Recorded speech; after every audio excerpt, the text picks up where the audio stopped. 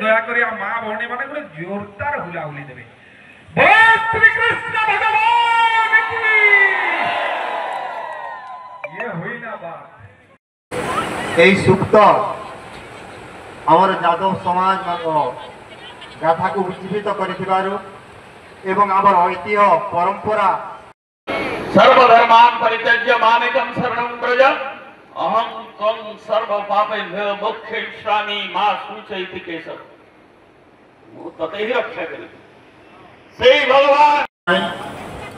ଆଉ ଆଜିର ସମୟରେ ମା ମାନେ ବହୁତ କିଛି ଶିକ୍ଷିତ ହେଇଥିଲା ଜୀବନ ସାଳରେ ତାଙ୍କର ସମୟ ଅତିବାହିତ କରୁଥିଲେ।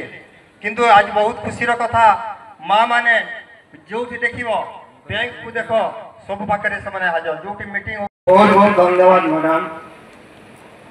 ଆପଣଙ୍କର ସନ୍ଦର୍ଭ ଥିଲା ମା ଜାଣିବି ସର୍ବଭୂତେଷୁ